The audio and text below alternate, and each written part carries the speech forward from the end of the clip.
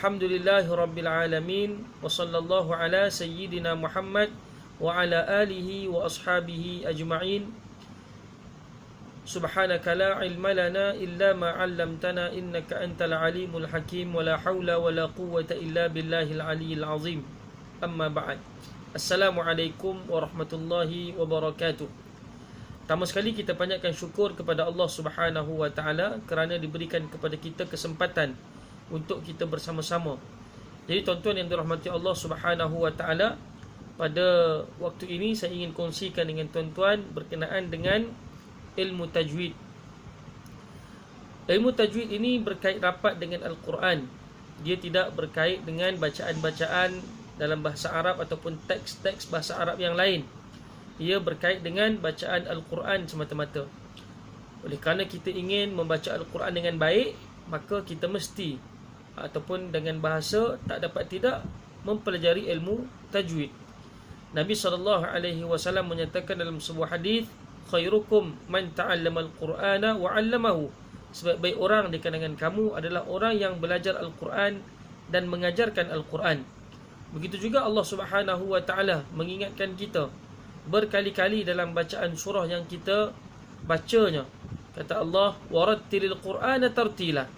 Dan bacalah Al-Quran itu dengan setartil-tartilnya, ataupun bacalah Al-Quran itu dengan sebaik-baik bacaan. Tuan-tuan sedang penonton yang dirahmati Allah Subhanahu wa taala, di masa yang singkat ini ingin saya kongsikan definisi daripada apa yang disebutkan oleh Allah Subhanahu wa taala, warattilil Qur'ana tartila, dan bacalah Al-Quran itu dengan sebaik-baiknya, secantik-cantiknya, seelok-elok bacaan. Maka para ulama telah menyatakan bahawa hukum mempelajari ilmu tajwid itu adalah fardu kifayah. Akan tetapi hukum membaca Al-Quran secara bertajwid ataupun dengan betul itu ialah fardu ain. Jadi kalau kita melihat kepada dua perkara yang disebutkan oleh para ulama itu, maka nak tak nak mempelajari ilmu tajwid itu adalah satu tuntutan yang sangat-sangat perlu kita belajar. Oleh kerana itulah, ketika mana kita membaca Al-Quran, kita kena pastikan bacaan Al-Quran kita itu baik. Kita kena pastikan bahawa bacaan Al-Quran kita itu berlagu. Ada orang hanya melihat kepada satu situasi sahaja, iaitu baca Al-Quran dengan baik tetapi tidak berlagu. Ada orang yang membaca Al-Quran berlagu tetapi tidak bertajwid.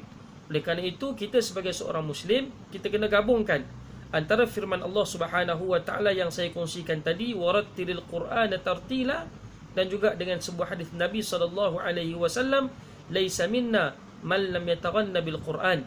Barang siapa yang tidak melagukan bacaan Al-Quran, dia bukan daripada kalangan kami.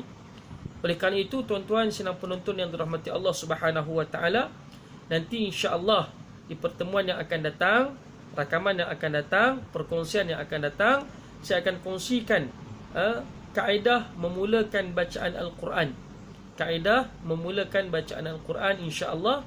Maka saya minta dan saya mengharapkan agar pertemuan kita ini sentiasa dimudahkan oleh Allah Subhanahu wa taala sehingga kita bertemu lagi.